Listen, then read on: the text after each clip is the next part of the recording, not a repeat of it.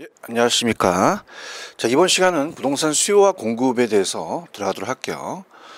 일단은 요약집은 또 필요할 때 들어가겠지만, 어떻습니까? 이 문제집의 요약을 먼저 우리가 보도록 하죠. 36페이지로 갈게요. 문제집. 자, 우리가 부동산 수요와 공급입니다.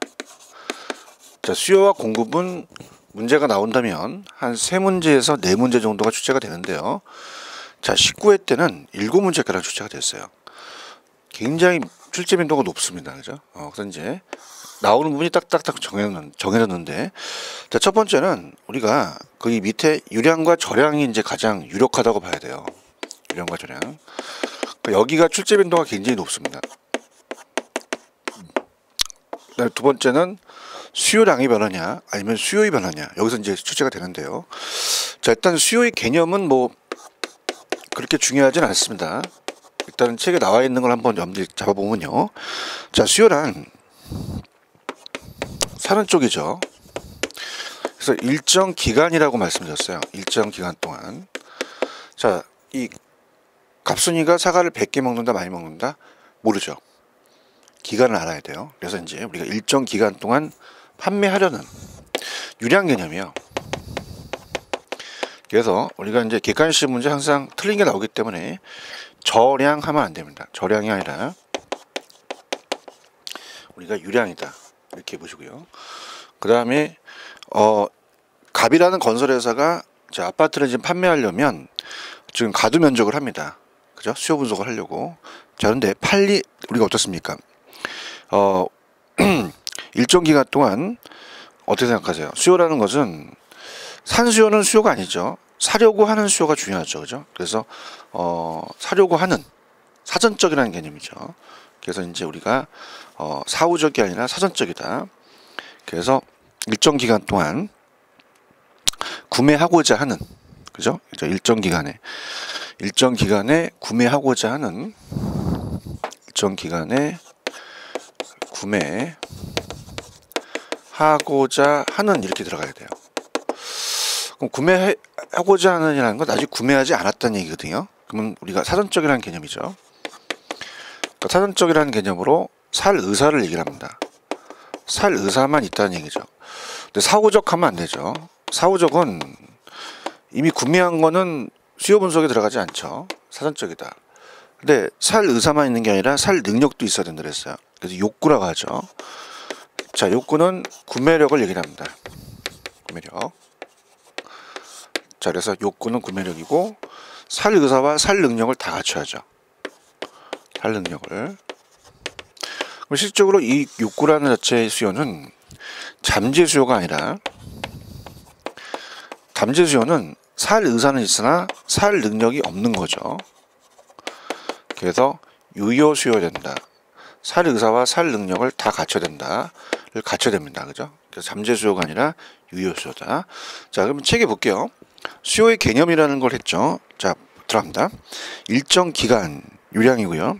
주어진 가격 수준의 해당 재화를 구매하고자 하는 사전적이고, 욕구는 유효 수요죠. 그래서 정리를 했습니다. 밑에 사전적 개념, 유효 수요의 개념, 일정 기간에 걸쳐 측정되는 유량의 개념이다. 이렇게 얘기를 했고요. 그 다음에 이제 천천히 이제 우리가 이 내용들을 이제 살펴보고 갈게요. 그래서 이제 수요 함수라는 게 있어요. 근데 이제 밑에 수요 함수라는 게 있죠. 자,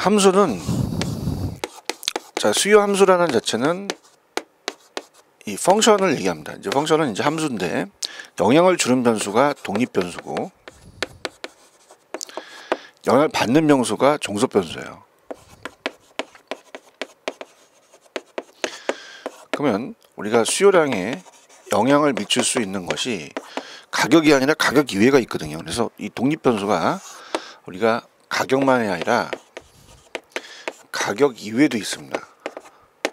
그렇기 때문에 어떻게 됩니까? 수요량의 결과가 되고, 수요량 영향을 주는 요소가 가격과 가격 예상, 금리, 대체재, 보완재, 보완재 가격 등 관계가 되겠죠. 수요 함수에 따르면 부동산의 수요량에는 부동산의 가격, 가격 이외의 요인이 있다. 이렇게 보시고요.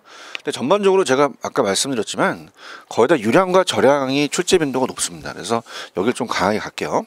유량 저량에다가 별표를 하나 해놓으세요. 그래서 이제 실질적으로는 여기서 이제 시험 문제가 거의 출제가 된다. 이렇게 보셔야 됩니다.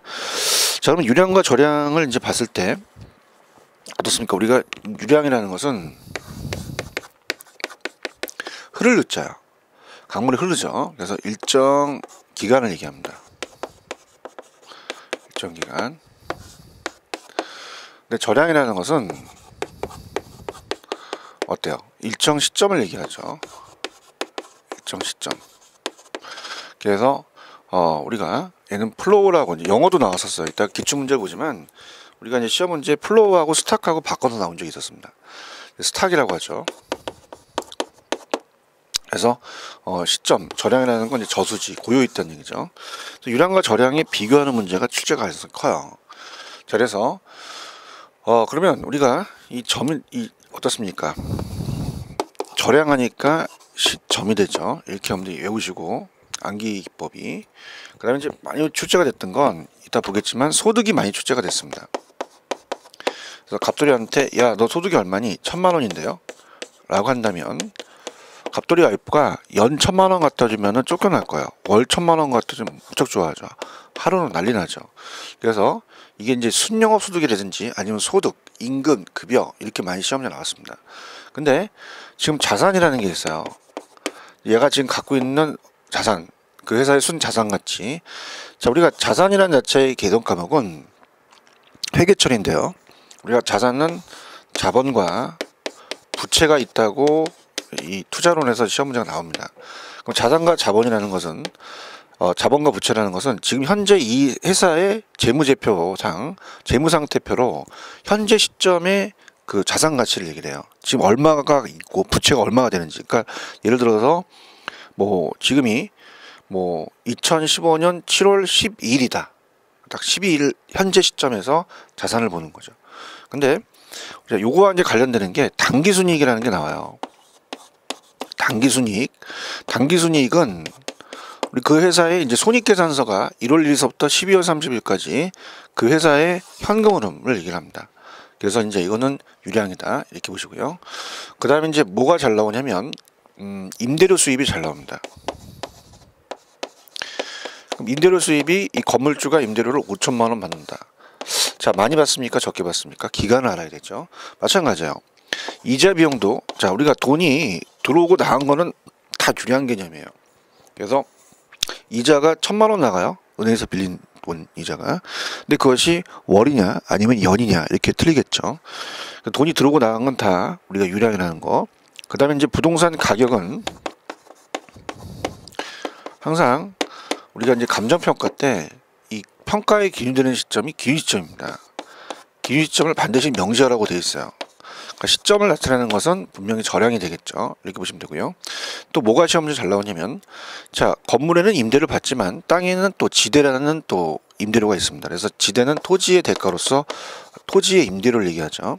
그럼 일정 기간 동안 지금 100만 원 받는다? 기간을 알아야 돼요. 많은지 적은지. 근데 지가라는 것은 토지의 가격이기 때문에 시점마다 그 시점마다 가격이 틀리겠죠. 그래서 우리가 임대료는 유량이고 자, 가격은 저량이다. 이렇게 보고요. 자, 우리 시험 문제 인구라 잘 나옵니다. 인구수는 지금 현재 시점의 저량이기 때문에 우리가 대한민국의 현재 지금 얼마, 인구 얼마 이렇게 그 지역의 인구 얼마. 지금 7월 12일 날짜에 인구 얼마, 그죠? 그 시점에서 이제 뭐 내일이 지나면 또 아이가 또 태어날 수도 있잖아요, 그죠? 그 시점에 대해서 인구수가 나타나고요. 그다음에 잘 나오는 게 재고주택입니다. 재고주택은 그 시점에서 그 지역에 이미 지어진 주택이니까 시점을 명시해야 되고, 자, 신규주택을 짓는데 시간이 걸리잖아요. 그래서 일정 기간, 뭐 1년 동안 얼마를 지었다 이렇게 해서 재고는 저량, 신규는 유량 이렇게 가셔야 되고요. 그 다음에 이제 잘 나오는 건 말씀을 드릴게요. 주택 거래량이 잘 나옵니다. 주택 거래량은 어때요? 이 지역에 얼마나 거래가 됐느냐, 100채가 거래됐다, 한 달이냐, 1년이냐 이렇게 보시면 되고, 그런 식으로 이제 여러분들이 보시면 요게 이제 거의 제가 판서를 한 게 거의 시험 문제가 여기 위주로 가요. 그래서 물론 그 외에 뭐 통화량이라든지 뭐 주택 보급률 뭐 이런 것들은 지금 실전에서는 여러분들이 좀 힘들어요. 그래서 일단 그거는 이제 그 기출 문제를 먼저 살펴본 다음에 여기도 예상 문제가 있을 거 아닙니까? 예상에 대해서 이런 거는 아직 안 나왔는데 나올 겁니다 라는 걸 말씀을 드릴게요. 자, 일단은 책에 보시면 박스가 있어요. 유량 플로우, 저량 스탁. 자, 일정 기간은 유량, 자, 저량은 저죠. 일정 시점. 자, 합니다. 자, 유량은 매월, 매년, 분기별 이런 게 또 나와 있죠. 측정 값으로 나오고. 자, 지금 얘기했듯이 임대료. 자, 생산량도 나왔었어요. 시험 문제. 자, 생산량은 자, 얼마만큼 생산됐는지 모르잖아요. 지금 뭐 이걸 10,000개 만들었다. 10,000개 만든 걸 생산한 걸 1년인지 하루에 10,000개 만든지 모르잖아요. 생산량도 유량이다. 거래량 잘 나와요. 거래량도 유량. 자, 이자 비용, 월급이요. 자, 내 소득이 들어오고 또 나간 거는 다 유량이다. 이렇게 보시고요. 자, 저량은 현재 시점에 특정 시점에 바로 측정하는 겁니다. 재고량, 순자산 가치, 토지 가치, 지가, 그다음에 인구 나왔다 그랬죠. 부채 봅니다. 자, 자산에 대한 명록이 자본과 부채가 현재 시점의 재무 상태표니까 부채도 저량이라고 봐야 돼요. 근데 아직까지 안 뜬 게 통화량입니다, 여러분들. 한국은행에서 통화량을 찍어내죠. 그래서 그 통화량을 갖고 우리가 어떻습니까? 일정 시점으로서 이제 볼 수 있고 외환 보유액도 이제 우리가 저량이다. 이렇게 여러분들 체크하시면 돼요. 자, 그런 식으로 이제 여러분들이 보시면 됩니다. 그래서 유량 저량에 대한 거를 우리가 되는데, 자, 이렇게 할게요. 지금 일단은 그렇게 좀 생각해 봐 주세요. 물론 뭐 이 강의 들으신 분들이 굉장히 성격이 좀 다르실 겁니다. 그래서 다 하고 전체적인 다 하고 문제를 푸는 것도 중요하지만 지금 어떻습니까? 여기까지만 끊고 여기에 대한 해당되는 문제를 푸는 게 가장 효과적이에요. 그래서 여기까지만 끊고 문제를 보고 딱딱 파트별로 갈게요. 그러니까 조금 힘드시더라도 전체적인 걸 다 본 다음에, 그러니까 예를 들어서 지금 이렇게 되거든요. 일단 수요와 공급에 대한 개념, 유량, 저량. 그래서 수량의 변화와 수요의 변화, 가격이냐 가격 이외냐, 공급량의 변화, 공급의 변화, 가격이냐 가격 이외냐, 이렇게 보시고 균형, 탄력성 이렇게 정해져 있거든요. 근데 이거를 지금 여러분들이 쭉 이론을 보고 가게 되면은 어려운 게 유량 저량을 지금 시험 문제 굉장히 많이 나와요. 그래서 아까 수요의 개념하고 유량 저량까지만 보고 우리가 딱 문제를 풀어보는 게 좋습니다. 자, 들어가 볼게요. 넘기시면은 자, 페이지 가시면 우리가 44페이지로 가보세요. 자, 그러면 여러분들이 유량과 저량이 이렇게 많이 나온다는 거를 이제 피부로 느끼실 수 있습니다. 자, 가볼게요. 자, 일단 1번 갑니다. 부동산 수요에 대한 개념으로 틀린 설명된 것은, 자, 일단 이렇게 볼게요. 우리가 유량 저량이 시험 문제 많이 나온다는 자체를 여러분들이 아실 게, 자, 일단 거의 다 유량 저량을 물어봐요. 그죠? 그래서 이제 일단 1번의 정답은 부동산의 수요에 대한 개념으로 틀린 것은, 자, 답은 5번이죠. 부동산 수요는 일반적으로 일정 시점에 측정되는 유량의 개념을 말한다. 일정 시점 아니죠. 유량은 일정 기간이잖아요. 일반적으로 일정 기간을 측정하는 건 유량의 개념 맞는데, 자, 우리가 기간이라는 건 유량이죠. 그래서 정답은 1번에 5번이 정답입니다. 자, 다른 것들도 한번 살펴볼게요. 자, 1번 수요란 디맨드입니다. 일정 기간 맞고요. 동안에 주어진 가격에서 소비자가 재화 서비스를 구매하고자 하는 욕구를 의미한다. 자, 항상 수요는 재화만 아니라 서비스를 또 구매하시죠. 제가 여러분한테 공급하는 것은 강의 서비스고 여러분들 또 서비스를 또 동영상을 구매하고 계시잖아요. 자, 부동산의 수요량이라는 특정 가격 수준에서 소비자가 구입하고자 하는 의도하는 재화 서비스 총량 맞고요. 자, 3번 수요는 소비자가 실제로 구입한 사후적 개념이 아닌 의도된 양을 나타내는 사전적이다 맞고요. 일반적으로 수요란 유효수를 의미하는 바, 이는 구매 의도와 구매 능력이 겸비된 수요가 된다. 유효 수요라는 거죠. 이렇게 해서 5번이 정답이다. 자, 2번 갑니다. 자, 부동산 수요에 관련된 설명으로 옳은 것은, 자, 우리가 틀린 것보다 옳은 게 더 어려워요. 자, 틀린 건 하나만 지적하면 되는데 옳은 것들은 다 봐야 됩니다. 자, 옳은 거 볼 때는 일단은 전체적인 틀을 먼저 보는 게 나은데 1번부터 갈게요. 자, 부동산 수요는 구매력을 수반하는 유효 수요하며 구매력의 저축 이외에 금융대출금도 포함된다. 자, 우리가 이 수요라는 유효 수요는요, 차입금도 포함이 돼요. 그죠? 그래서 이제 우리가 대부 비율이 높아졌다 그러면 더 많이 빌릴 수 있죠. 그래서 포함된다는 거 맞고요. 그 다음에 부동산 수요란 아직 구매력을 갖추지 못한 유효 수요의 개념도 포함된다? 아니죠. 우리가 그 이 부동산 수요는 아직 구매를 갖추지 못한 잠재적 수요의 개념도 포함되는 개념으로 볼 수가 있는 거는 잠재 수요도 한 예비 수요로 볼 수 있어요. 그럼 여기서는 갖추지 못한 거는 잠재 수요죠. 그 다음에 3번 부동산 수요량은 일정 시점의 측정값이 플로우의 개념이다. 아니죠. 스탁의 개념이죠. 또 나왔네 유량저량이. 그 다음에 4번 부동산은 일반재와 함께 비교할 때 가격 비중이 커야 고가입니다. 그럼 구매 자금을 축적하는데 오랜 시간이 요구되지 않은 게 아니라 요구되겠죠. 자, 그 다음에 밑에 5번에 가시면 유량의 수요량이란 일정 기간이 아니라 일정 시점이 아니라 기간이죠. 또 노렸네요. 그래서 우리가 수요자들이 구매하고자 하는 총량을 나타낸다. 그래서 1번이 정답이라는 걸 꼭 기억하시기 바랍니다. 자, 이제 또 3번도 유량 저량이 나왔잖아요. 옳은 거. 1번 주택 재고량. 자, 재고량은 뭐였어요? 자, 이거 안 지웠습니다. 일부러. 재고량은 저량이 되겠죠. 대표적인 플로우 값이 아니라 스탁이다. 부동산이 신규 공급입니다. 신규. 자, 신규는 어떻게 돼요? 신규는 일정한 시점이 아니라 기간이죠. 측정되는 유량 개념이다. 이렇게 하시고 다 틀렸네요. 그다음 투자회사의 자산 가치. 자산은 저량이 됩니다. 스탁이 되는 거죠. 스탁. 그 다음에 4번 공급이 단기적으로 제한돼. 자, 오케이. 어떻게 썼습니까? 우리가 요거는 이제 조금 여기서 볼게요. 단기는요 시축할 수가 없어요. 단기는 기존 주택이죠. 근데 장기는 유량이 되겠죠. 당장기를 얘기한 거죠. 그래서 우리가 단기는 제한되어서 내구성이 강한 부동산이기 때문에 유량 개념이 아니라 저량의 개념도 분석을 해야 돼요. 그러니까 신규주택이 아니라 기존에 있는 재고주택도 분석해야 된다는 거죠. 자, 이렇게 보시면 되고, 그래서 정답은 4번만 맞고 5번 갑니다. 자, 주택 거래량 신규주택. 자, 여기 보십시오. 자, 요거는 유량이죠. 그래서 이렇게 해서 보시면 됩니다. 유량과 저량이 잘 나오기 때문에 우리가 끊어서 지금 갔어요. 자, 그러면 기출문제를 볼게요. 4번에 보시면 저량의 경제적 변수는 모두 몇 개니까 24회 때 나왔습니다. 그러면 좌측에 있는 것만 3개죠. 주택 재고주택, 그 다음에 가계의 자산, 그 다음에 도시의 인구, 요거 3개가 저량이 되고, 자, 건물의 임대료 수입, 그죠? 그 다음에 근로자의 임금, 저도, 그 다음에 신규주택. 자, 이렇게 해서 이 기출문제 잘 나오는 게 제가 판서를 한 개 잘 나오는 겁니다. 정답은 3개. 그래서 2번이 정답이다. 이렇게 보시고요. 다음에 넘겨보세요. 자, 5번은 이제 조금 어렵고, 5번은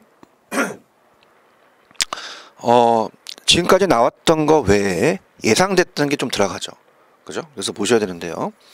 자, 유량 변수와 저량 변수 좀 난이도가 있습니다. 에 대한 설명으로 옳게 묶인 것은 이렇게 돼 있죠. 자, 그럼 가볼게요.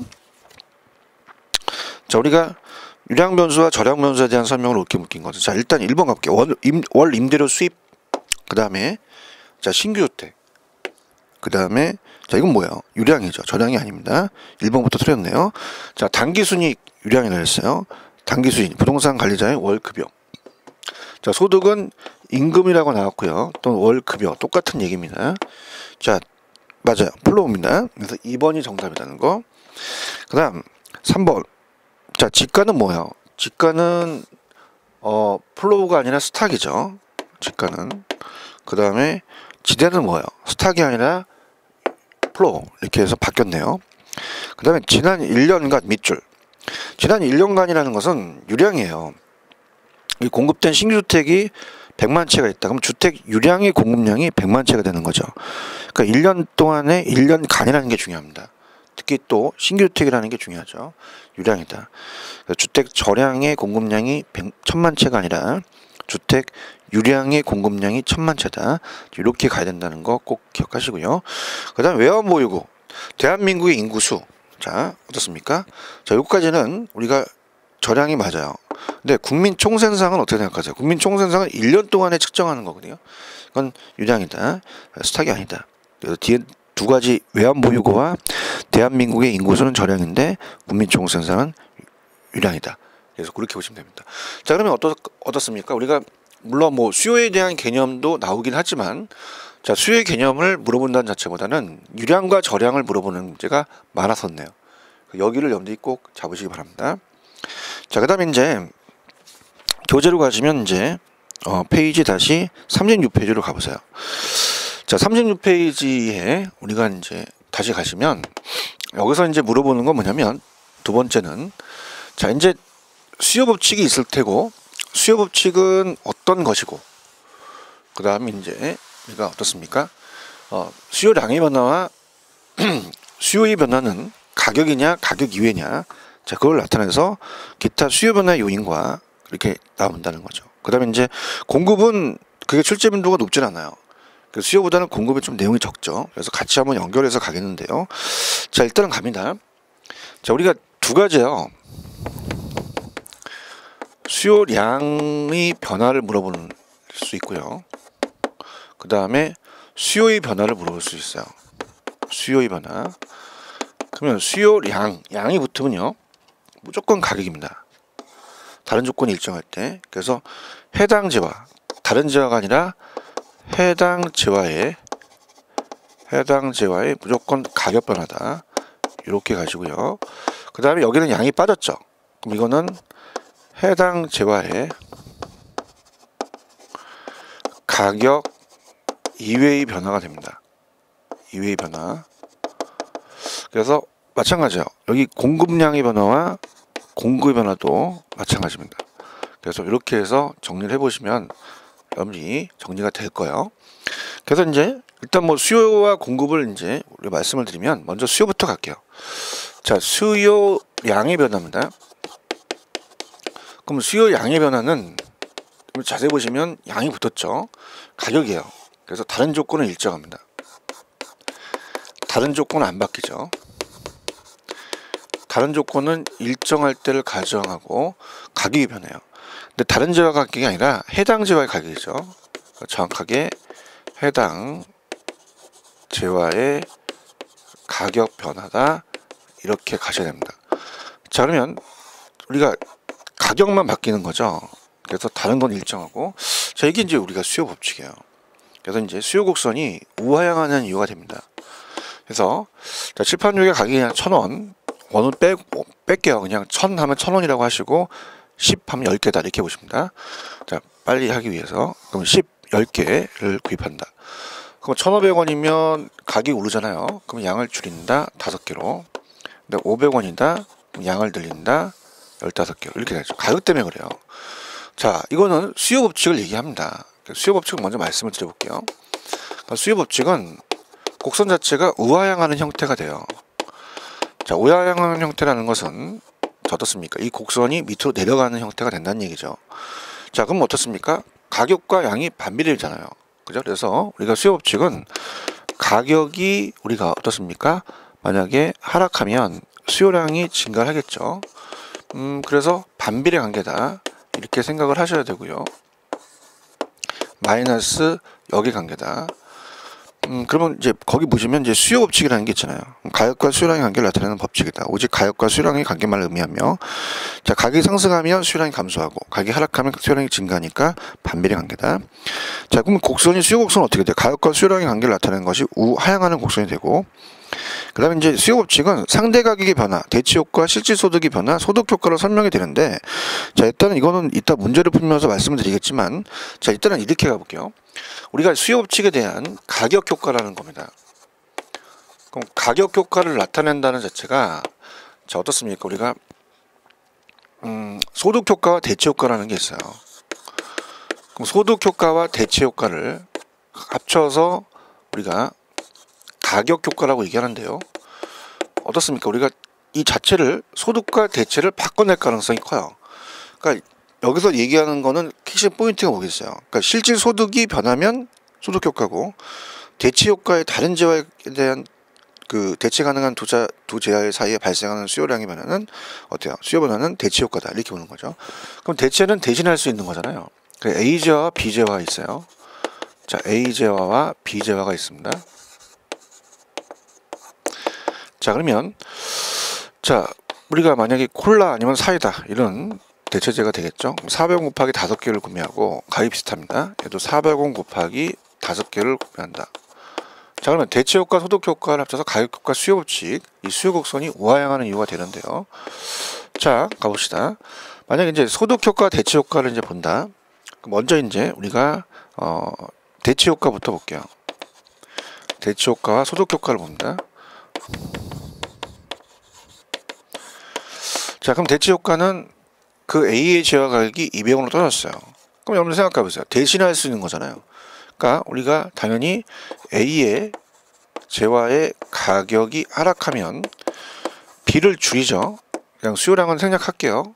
A의 수요량이 늘어난다는 거죠. 그럼 이건 대치 효과입니다. 근데 소득 효과는 하나만 봐야 돼요. 자, 이 가격이 떨어졌다? 그럼 어떻습니까? 4, 5, 20 옛날에는 2,000원이었는데 지금은 1,000원밖에 안 된다. 1,000원을 더 쓸 수 있죠. 실질 소득이 증가한다는 겁니다. 실질 소득이 증가해서 그 제화의 가격이 늘렸다. 그러면 자, 어떤 제화를 줄여서 어떤 제화를 늘렸다라는 것은 대치 효과고, 소득이 늘어나서 그 제화를 더 늘린 것은 소득 효과다. 그래서 대치와 소득 효과는 소득이라는 게 들어가요. 대치는 대신할 수 있는 거기 때문에 다른 제화에 영향을 준다는 게 들어가서 이 자체를 바꿔낼 가능성이 있습니다. 이따 문제를 확인할 거고요. 그럼 어떻게 됩니까? 이 둘 다 가격이 하락하면 양이 늘어난다는 가격 효과로서, 자, 이 수요 법칙으로서 수요 곡선을 우하향으로 만든 이유는 되겠죠. 이렇게 정리를 해주시면 돼요. 그 다음에 이제 아까도 말씀을 드렸지만 두 가지의 정의예요. 가격이냐, 가격 이외냐. 자, 그래서 이제 오른쪽에 보시면은 이제 수요량의 변화와 수요의 변화라는 게 있잖아요. 그래서 이걸 이제 우리가 보는데 들어갑니다. 그러면 수요량의 변화와 수요의 변화는 틀릴 거란 말입니다. 양이 붙었냐 안 붙었냐가 중요한 거죠. 양이 붙으면, 자, 다시 간다면 가격이고요. 양이 안 붙으면 가격 이외라는 것을 꼭 체크를 하셔야 됩니다. 그래서 우리가 그렇다면은 수요의 변화는 양이 안 붙었잖아요. 그럼 얘는, 자, 이렇게 할게. 해당 제화의 가격 이외입니다. 가격 이외의 변화다. 이렇게 되는 거죠. 자, 그러면 가격은 안 바뀌고 다른 요인 때문에 바뀔 수가 있다는 얘기예요. 자, 그래서 우리가 가격은 일정합니다. 일정한 상태에서 다른 요인이 바뀌죠. 그럼 어떻습니까? 우리가 가격은 1,000원이 그대로 가고요. 다른 요인 때문에 바뀐다는 얘기입니다. 그래서 10개고, 그 다음에 수요 곡선 자체가 이렇게 이동하죠. 15개고. 이렇게 해서 수요 곡선 자체가 5개로 이제 움직인다는 거죠. 그러면 어떻습니까? 이제 가격 이외다. 우리가 금리가 시험 잘 나오는데, 금리가 인하여, 그럼 이자가 낮아지니까 수요자들이 좋죠. 그래서 기분이 좋으면 제가 우축이라고 얘기했어요. 그럼 수요가 감소를 합니다. 수요 감소. 그럼 우리가 우축으로 움직였죠. 물론 뭐 이게 우상향이라고 하는데 여기까지는 뭐 아마 문제집이 안 들었을 겁니다. 그래서 만약에 다뤘다면 우리가 거기에 대한 걸 또 한번 볼 건데요. 그냥 우측으로 움직인다. 근데 이제 여기서 여러분이 이제 아마 고지동네 저희 책을 여러분이 예상 문제를 뒤에서 보시면 이런 것들이 나와요. 자, 일단은 수요 곡선이 우하향한다는 것은 그 형태고요. 자, 만약에 곡선이, 그러면 이렇게 봅니다. 만약에 지금 10개에서 15개, 10개에서 15개로, 자, 이 종속 변수가 수요량이 늘어난 건 똑같아요. 근데 원인은 틀리죠. 왜 그렇죠? 자, 얘는 가격이 하락했기 때문이고, 얘는 가격 이외에 금리 때문에 그런 거죠. 자, 그러면, 자, 보세요. 지금 얘는 이렇게 해서 이렇게 움직였어요. 그러면 곡선 상에 점의 이동이 되는 거죠. 근데 얘는 어떻게 됩니까? 지금 이렇게 움직였어요. 그러면 곡선상의 점의 이동이 아니라 곡선 자체가 이동하는 거죠. 그래서 이렇게 자체가 이동했다는 것은 이렇게 올라가는 겁니다. 그죠? 그래서 보통은 우만 시험 문제 거의 출제가 돼요. 근데 이제 조금 염리 또 심화 학습을 한다면 이렇게 올라가잖아요. 그죠? 올라가니까 우상향으로 곡선이 이동했다라고 얘기를 해요. 자, 이건 그 형태를 얘기한 거고요. 근데 만약에 이쪽으로 금리가 인상을 해버려요. 그럼 금리가 인상한다. 그러면 수요가 이거 증가네요. 증가. 기분이 좋으니까 수요가 감소하겠죠. 그럼 수요가 감소하면 좌측이죠. 그래서 자세히 보세요. 아까 올라갔잖아요. 밑으로 내려간다. 좌하향 이동이 됩니다. 그러니까 시험 문제 안에 요거랑 이렇게 내지는 않았어요. 구체적으로. 근데 이제 뭐 어떻게 될지 모르잖아요. 시험이. 그죠? 그래서 이렇게까지도 염려 꼭 체크를 해 보셔야 될 내용입니다. 그 다음에 이제 좀 재미있게 간다면 얘는 양이 붙었어요. 그죠? 그럼 수요량 얘는 안 붙었죠. 그럼 양이 붙었으니까 양은 이응이니까 점의 이동이다. 이렇게 한번 암기하시면 될 것 같습니다. 자, 그래서 지금 표현한 거는 지금 수요량의 변화와 수요의 변화는 그 박스를 충분히 제가 말씀을 드렸고요. 그 다음에 이제 시험 문제가 밑에 보시면 수요 변화 요인이라는 게 있어요.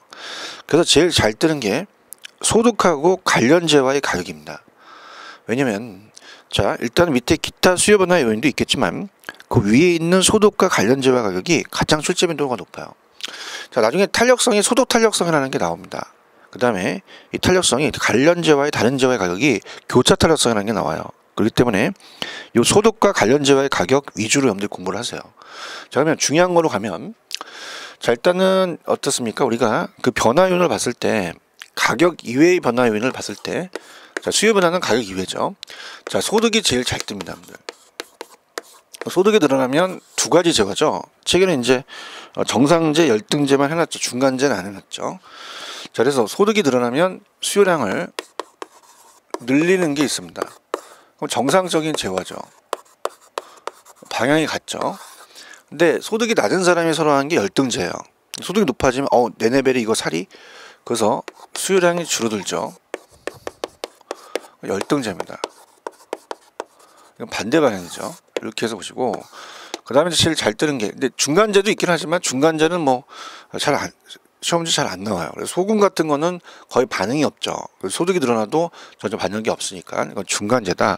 그렇게 보시면 되고요. 불변입니다. 근데 지금 다른 재화의 가격인데 다른 재화 이 가격입니다. 관련 재화가 다른 재화인데 시험 문제는 자, 이거 좀 지우겠습니다. 대체재와 보완재가 잘 떠요. 그래서 자, 대체재 가격이 어떻게 돼야 내 해당 수요량이 늘어나냐. 그 다음에 보완재 가격이 어떻게 하지만 내 해당 수요량이 늘어나느냐. 자, 우리가 일단 아파트와 빌라라고 이제 대체관계라고 주어집니다. 그럼 아파트 가격이 상승을 해요. 가격이 상승을 합니다. 그럼 상승을 하면 아파트 안 사죠. 빌라 삽니다. 그죠? 그럼 대체재 가격과 해당 수요는 같이 움직인다. 같은 방향으로 가셔야 돼요. 근데 보완재 가격과 나는 반대 방향입니다. 자, 보완재 가격이 하락해서 그래요. 자, 예를 들어서 커피라는 부동산이 있고 설탕이라는 부동산이 있다고 봐요. 그러면은 커피 가격이 하락하면 커피도 늘어나지만 설탕도 늘어나죠. 그래서 자, 이렇게 암기하십니다. 이따 기출문제를 보면 무조건 얘가 떠요. 대체재 가격과 나는 같은 방향입니다. 보완재 가격과 나는 반대 방향이다. 자, 이렇게 해서 꼭 숙지를 하시기 바랍니다. 자, 그 다음에 밑에 보시면은 기타 가격 예상 정도만 좀 체크를 해볼게요. 다른 것들은 그냥 제목만 가고. 자, 세 번째는 가격 상승의 기대감입니다. 가격 상승의 기대감이 높다는 것은 가격이 상승한 게 아니라 상승할 걸 예상한다는 얘기죠. 자, 그래서 만약에 예를 들어서 옛날 담배값이 뭐 2배로 올랐잖아요. 그러니까 예를 들어서 1,000원인데 막 2,000원 올랐다. 근데 지금은 1,000원인데 2,000원을 오를 것 같아요. 사재기를 하죠. 그럼 이거는 오히려 수요가 늘어난다 자체는 가격 이외니까 수요의 변화로 봐야 돼요. 이렇게. 그래서 가격 상승 정도만 좀 체크를 하세요. 그래서 가격의 장래 상승을 예상한다면 수요가 오히려 증가한다는 거. 자, 인구 선호도도 다 수요입니다. 그래서 인구가 증가하거나 아파트 선호도가 증가하면 또 수요가 증가하고 소득 수준이죠. 아까 소득이 늘어나면 증가되는 게 정상재고 소득이 늘어나면 감소하는 게 열등재다. 자, 대체재 보완재는 어떻게 됩니까? 대체 가격 상승과 나는 같은 방향이에요. 그럼 대체 가격 상승, 내수요 증가 연습할게요. 그럼 대체 가격 하락, 내수요 감소. 보완재 가격과 나는 반대입니다. 보완재 가격 상승, 내 해당 수요는 감소. 보완재 가격 하락, 내 해당 수요는 증가. 반대다. 이렇게 암기하시고요. 근데 금리는 어떻게 돼요? 금리가 인하돼야지만 수요를 증가시킨다고 얘기했잖아요. 대출, 모기지, 우리가 금리. 그 다음에 LTV와 DTI는 뭐 나중에 이건 할 겁니다. 금융파트에서. 자, 이것을 상향 조정을 해야 수요가 증가합니다. 높여야지만. 이걸 낮추면 수요 감소한다. 이렇게 하세요. 그래서 대부분 이제 거의 다 나온 다음에 이제 소득과 그 다음에 대체재 보완재, 관련재와의 가격이라는 거. 특히 이제 소득, 인구, 선호도. 소득이라든지 인구라든지 선호도, 수요자의 뭐 기호. 자, 이런 거는 수요와 관련되지 공급과 관련되지 않습니다. 그래서 특히 소득이 잘 나와요. 그 소득은 공급이 아니라 수요다. CO 들어가니까 이렇게 숙지를 해 두시는 게 좋습니다. 그렇게 되고요. 그 다음에 넘겨보세요. 넘기시면은 당연히 이제 유사부동산이라는 것은, 자, 유사부동산이 증가를 합니다. 그 부동산 수요를 또 감소시킬 수 있죠. 반대니까. 그 다음에 이제 어떻습니까? 대체투자 대상. 대체투자 대상이 호황. 자, 우리가 증권이나 예금에 돈이 몰려요. 그럼 부동산에 안 몰리니까 수요가 감소하고. 자, 기회비용이라는 건 어때요? 우리가 만약에 예를 들어서 여기 그 은행 이자가 굉장히 예측시키면 낮습니다. 그럼 은행 이자가 낮다는 건 기회비용이 감소한 거예요. 그럼 부동산 가겠죠. 그래서 만약에 기회비용이 증가했다. 아, 내가 지금 부동산을 갖고 있는 것보다 금리가 더 많이 오른다. 그건 기회비용이 증가하면은 부동산 수요는 또 감소하겠죠. 그러니까 은행의 이자와 부동산 수요다 이렇게 생각하시면 됩니다. 우리가 또 기본 강의 때 많이 다뤄봤는 거고요. 그래서 그렇게 해서 보시면 되고, 그 다음에 이제 부동산의 공급이죠. 공급도 마찬가지예요. 우리가 이것도 이제 그대로 지우고 공급의 변화와 그 다음에 공급량의 변화와 공급의 변화로 이제 바뀌는 거죠. 이제 공급은 이제 어때요? 이 출제 빈도가 수요보다는 수요가 한 80%면 20%밖에 출제가 되진 않아요. 그러니까 출제 빈도가 그렇게 높지는 않습니다. 그래서 우리가 똑같아요. 공급량의 변화와 공급의 변화입니다. 그럼 얘도 양이 붙었죠. 가격이에요. 그 다음에 다른 조건은 일정합니다. 다른 조건은 일정하다. 무조건 가격이 바뀌어서 그렇죠. 그 다음 얘도 해당 재화의 가격 변화로 가야 되죠. 그럼 얘도 곡선상의 점유이동인데 주의하실 는 우상향하는 형태가 되죠. 곡선 서플라이. 그래서 모양이 우상향이 됩니다. 우측으로 올라간 형태죠. 그죠? 그래서 이제 칠판 중에 만약에 1,000원이다. 그러면은 10개를 생산하겠다. 1,500원이다. 그럼 나는 15개를 만들겠다. 500원으로 떨어졌다. 난 5개밖에 안 만들겠다. 가격이죠. 그죠? 그럼 이거를 이제 공급 법칙이라고 얘기를 하죠. 그죠? 그래서 이제 공급 곡선은 어떻게 돼요? 지금 가격과 공급량이 비례 관계니까 우상향한다. 자, 공급 법칙은 가격과 공급량의 관계를 나타내는 법칙이다. 가격이 상승하면 공급량도 증가하고 가격이 하락하면 공급량도 감소한다. 그럼 얘는 정비례로 관계죠. 그 다음에 이제 공급 법칙은 가격과 공급량의 정의 관계라는 건 가격에 대한 증가 함수예요. 가격이 상승하면은 양이 늘어난다. 이렇게 보시고요. 그 다음에 이제 공급량의 변화와 공급의 변화는, 자, 얘는 어때요? 재화의 가격 변할 때 곡선상의 변화죠. 곡선 이동이 아니에요. 근데 우리가 공급의 변화라는 것은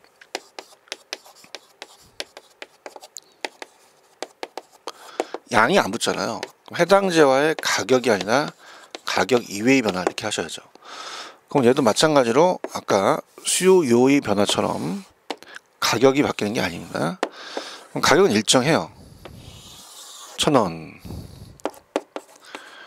그 상태에서 곡선 자체가 움직이는 거죠. 곡선 자체가. 그래서 10개. 자, S1입니다. S2, S3 이렇게 바뀌는 거죠. 자, 그래서 15개, 뭐 5개로 줄인다 이렇게 되는 거죠. 그러면 금리가 잘 나와요. 금리는 이제 왜 금리를 해드리냐면, 금리라는 것은 수요와 공급을 같이 움직입니다. 그래서 금리가 인하하면 수요만 좋은 게 아니라 공급도 좋죠. 좋으면 우측이죠. 그래서 공급 증가입니다. 우측이다 이렇게 보고요. 자, 이렇게 가면은 이제 금리가 인상하면, 자, 인상하면 공급이 감소하죠. 그럼 어떻게 됩니까? 좌측이 되는 거죠. 자, 근데 이제 아까도 말씀드렸지만 10개에서 15개, 10개에서 15개로 공급량의 종속 변수는 똑같이 움직였어요. 공급량의 종속 변수 똑같이 움직였지만 그 원이 틀리죠. 자, 얘는 가격이 상승해서 그렇죠. 그럼 가격 때문에 그러니까 얘는 곡선상의 점의 이동이다. 얘는 곡선상의 점의 이동이 아니라 곡선 자체가 이동을 한 거죠. 자, 이렇게 해서 보시면 됩니다. 그 다음에 이제 가격 이외를 본다면, 자, 밑에 보시면 공급 변화 요인은 생산 요소와 생산 기술이 잘 나와요. 그러니까 우리가 첫 번째가 생산 요소의 가격이라고도 나오지만 보통 건축 원자재 가격이라고 나옵니다. 건축 원자재 가격, 이따 기출 문제를 보면, 자 그럼 곧 이거는 뭐냐면 내가 투입시키기 위해서 우리가 건물을 지을 때 노동, 우리가 자본, 그 다음에 토지, 노동, 자본이 들어가잖아요. 그러니까 생산 요소라는 자체가 이제 토지도 택지비가 들어가겠고, 그 다음에 임금, 건축 원자재 가격, 이건 다 생산비를 얘기합니다. 그러니까 아예 그냥 생산비를 고쳐주는 게 좋아요. 특히 이제 생산이라는 단어가 들어갔으니까, 자 생산이 또 생략될 수 있어요. 요소 가격이라고. 그럼 무조건 이건 공급이죠. 수요와는 상관이 없습니다. 그래서 얘가 하락이 돼야 되고, 그 다음에 이제 또 잘 뜨는 게 두 번째 기술이에요. 우리가 기술 수준, 생산 기술. 이 생산 기술이 퇴보되지 않고 발달돼야 된다는 거 이렇게 보시고요. 그 다음에 얘는 대체재 가격 변화, 이 대체재 보완제가 있는데 가격 변화입니다. 가격 변화는, 자 우리가 이제 일단은 가격 하락의 기대감이 커야 공급이 늘어난다 그랬어요. 근데 하락의 기대감이 크다는 자체가 이 가격에 대해서 반응하는 게 신축이 아니라 지금 신규로 개발하는 공급이 아니라 매도한다 그랬어요. 그러니까 기존 공급을 얘기해요. 자 무슨 얘기냐, 지금 여기에 갑이 이 지역에서 아파트를 살고 있는데요, 만약에 24평에서 50평으로 이사 가려고 그래요. 부모님 모시려고. 그럼 팔아야 되거든요. 매도를 하려고. 그러니까 매도를 하려고 딱 중개업소 가니까 지금 가격이 하락할 것 같대요 라는 거죠. 하락하기 전에 빨리 파시라는 얘기죠. 공급이 늘어난다는 얘기죠. 그죠? 그래서 우리가 반대는 이제 반대가 되겠고, 그래서 이렇게 가격이라는 것이, 가격 밑에 하락을 예상한다는 것은 신규로 공급을 한 게 아니라, 신규에 대한 가격이 아니라 지금 매도하는 그 가격이에요. 그래서 매도 가격이 지금 하락할 것 같다. 그럼 빨리 내놔야 되죠. 공급이 증가하고 이렇게 됩니다. 장래 가격이 상승할 것 같아요. 중개업소가 이제 좀 약간 지인이어서 지금 팔지 말고 지금 가격이 상승할 것 같으니까 나중에 팔아라. 그죠? 가격 상승 예상은 이제 물량이 안 나오니까 공급이 감소한다는 얘기입니다. 자, 대체재 보완제는 거의 이제 수요 공급에서는, 이 대체재 보완제는 이제 수요에서 나오지 공급에서는 잘 출제가 되진 않아요. 그래서 그냥 밑에 그 대체재 보완제는 어떻습니까? 그냥 예제를 보고 자체적으로 그냥 설명을 해드릴게요. 자, 그럼 지금 대체재 공급 증가, 해당 재화 공급의 감소. 자, 그럼 이렇게 갑니다. 우리가 그래서 가격이라는 걸 안 넣었어요. 헷갈리실 것 같아서. 그래서 예를 들어서 대체재 공급 어떻게 되지만 해당 재화의 공급은 어떻게 되냐.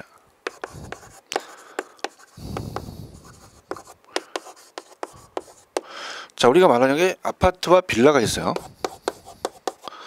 자, 우리가 공급을 한다는 것은, 자, 토지는 한정돼 있습니다. 둘 다 못 지죠. 하나를 늘리면 하나를 줄여야 돼요. 그럼 예를 들어서 대체재 공급이 증가했어요.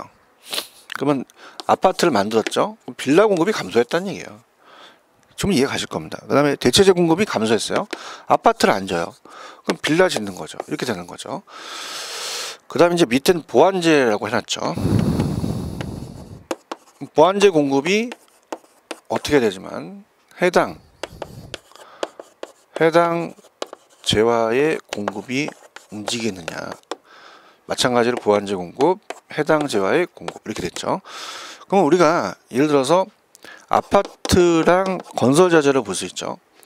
이 건설 자재는 예를 들어서 뭐 주방 납품업체 한샘이다. 아파트 양이 늘어나야 좋아요. 그럼 보완제에 대한 공급이 증가했다. 같이 따라 움직이죠. 그죠? 그래서 이렇게 공급이 증가하고, 보완제 공급이 감소했다. 아파트 공급 감소했다. 그럼 건설 자재도 감소하죠. 이렇게 가면 됩니다. 자, 그래서 그런 식으로 이제 여러분들이 보시면 돼요. 그래서 아까 대체니까 이제 이거는 뭐예요? 가격이 아니죠. 그냥 공급이니까 대체제는 반대로 움직이고 보완제는 같이 이렇게 따라 움직인다. 그래서 이건 가격이 아니라 그냥 공급을 얘기한다는 걸 꼭 주의 있게 보시면 합니다. 됐습니다. 이렇게 해서요. 일단은 지금 문제를 들어갈 겁니다. 들어갈 건데 아까 교재로 가시면은 이제 우리가 46페이지서부터 문제를 봐야 돼요. 46페이지. 그래서 일단은 우리가 간단한 거 먼저 보고 그 다음에 다음 시간에 넘겨볼게요. 46페이지로 갑니다. 자, 가시면은, 자, 우리가 5번까지 풀었죠? 그럼 6번으로 가볼게요. 6번으로 가시면, 부동산 수요에 관한 설명에다 틀린 것은, 자, 5번이 틀렸네요. 당연하죠. 왜 그래요? 자, 우리가 수요 곡선은 우상향이 아니라 우하향하죠. 우상향하는 것은 공급이잖아요. 자, 이렇게 해서 보입니다. 그 다음에 다른 것들도 해설을 해드리면, 1번, 부동산 수요 법칙이란 가격과 수요량이 감소. 자, 어떻습니까? 감소한 함수다. 가격이 상승하면 수요량이 줄기 때문에 가격에 대한 감소 함수다. 이렇게 얘기를 해요. 마이너스. 그런 식으로 여러분들 생각하시면 되고, 그래서 이 수요 법칙은 오직 가격입니다. 수량과의 관계이기 때문에 가격과 수요량의 관계는 반비례의 관계이기 때문에 감소 함수다. 이렇게 보고요. 그 다음에 수요 함수란 재화의 수요량과 수요량에 영향을 주는 결정 요인들 간의 함수라고 말씀드렸고, 다른 모든 조건이 일정할 때 재화의 가격이 오르면 수요량은 감소하죠. 단위당 가격과 임대료와의 관계를 그래프로 나타내는 곡선은 수요 곡선이다. 6번은 좀 쉽게 나왔죠. 근데 7번이 좀 어렵습니다. 난이도가 있습니다. 7번. 자, 수요 법칙에 관한 설명으로 오는 것은, 자, 1번이 정답인데요. 주택 임대료가 상승하면 다른 지역의 가격이 상대적으로 하락하여 주택의 임대료 수요량이 감소하는 것을 대치 효과다. 자, 여기는 어떻습니까? 우리가 딱 보면은 지금 소득이라는 게 안 나와 있어요. 그죠? 그래서 이제 그 임대료가 상승을 하게 되면 다른 지역의 가격이 하락하니까 주택 수요량은 감소한다. 대치 효과죠. 그죠? 그래서 이렇게 보십니다. 대치 효과 맞고요. 1번이 맞아요. 그다음에 이제 그럼 2번을 본다면 주택 임대료가 상승하면 어떻게 돼요? 지금도 말씀드렸지만은 다른 지역의 소비량이 상대적으로 증가한다는 것은 대체죠. 소득효과가 아닙니다. 소득효과는 소득이 들어가야 돼요. 그래서 그렇게 보시면 됩니다. 이게 소득효과 대체효과 아주 대표적인 문제예요. 그러면 3번을 갑니다. 주택 임대료가 하락했어요. 싸졌죠. 소득효과는 소득이 들어가요. 그래서 실질 소득이 증가해서 여기까지 맞는데 그럼 주택에 대한 수요가 감소하는 게 아니라 증가한다는 거죠. 소득효과고. 4번에 임대주택의 임대료가 하락해서 상대 가격이라는 게 있어요. 그죠? 그 상대 가격이 다른 지역에 변했다는 거죠. 그래서 임대주택 수요량이 증가되는 것이 소득효과가 아니라 대치효과다. 그 다음에 5번도 마찬가지예요. 상대 가격의 변화가 나오면 무조건 다른 지역의 소비량 변화, 그 다음에 다른 지역의 소비량 상대 가격의 변화 이런 거 나오면 대치효과 찍으셔야 돼요. 마찬가지입니다. 5번에 임대주택 가격이 상승하면 다른 주택의 수요량에 대한 변화잖아요. 그럼 우리가 대치 효과죠. 소득 효과가 아니라는 거. 그래서 이런 식으로. 그러니까 지금 3번, 4번, 5번을 묶으면 자, 다른 재화의 자, 우리가 어떻습니까? 지금 1번도 마찬가지잖아요. 다른 재화의 가격이 상대적으로 이라는 게 있잖아요. 그래서 다른 재화의 가격 상대적, 소비량의 상대적, 그다음에 상대 가격 다른 주택 수요량 이런 게 나오면 대치 효과고 3번에 가시면 실질 소득이 나오면 소득 효과가 되겠죠. 이 정도만 연습하시면 됩니다. 자, 그다음에 자, 우리가 이제 거기 보시면은 8번 문제 갈게요.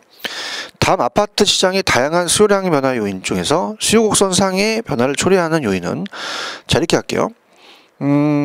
지금 여러분들 이렇게 보면 됩니다. 지금 아까 수요량의 변화와 수요의 변화가 있었어요. 그럼 양의 변화는 가격 하나지만 양 이외에는 가격 2배예요. 그럼 이해가 아닌 거 가격 하나 물어보는 거죠. 자, 그래서 자, 그 수요 곡선상의 변화를 초래하는 것은 가격 하나예요. 그래서 우리가 8번의 정답은 당연히 4번이죠. 아파트 가격이 하락했기 때문에 그렇죠. 근데 우리가 주의하실 게 있습니다. 2번이에요. 물론 가격을 찾는 해당 지역의 아파트 가격을 찾는 게 4번을 찍으시는데 2번에 보시면 가격 상승의 기대감입니다. 그러면 아파트 가격 변화가 아니라 가격 이외의 변화로 봐야 돼요. 수요곡선 자체죠. 그래서 다시 갈게요. 수요곡선 상의 변화다. 그럼 딱 하나밖에 없어요. 오지선다에서 가격이죠. 그럼 아파트의 가격이니까 정답은 4번인데 2번은 가격 상승을 기대한다는 것은 이건 가격 이외다. 곡선 자체 이동이다. 이렇게 보십니다. 그래서 8번의 정답은 4번이 정답이다. 이렇게 봅니다. 자, 그래서 이런 식으로 우리가 지금 들어갔고요. 넘겨보세요. 자, 넘기시면 이제 여기 이제 9번 문제가 기출됐던 우리가 문제였습니다. 자, 9번에 보시면 이제 부동산 수요량의 변화에 대한 설명도 틀린 게 있는데요. 자, 이거는 여러분들 조금 시간이 걸릴 것 같아요. 그래서 다음 시간에 제가 이걸 연결시켜서 가도록 할게요. 좀 쉬었다 가겠습니다.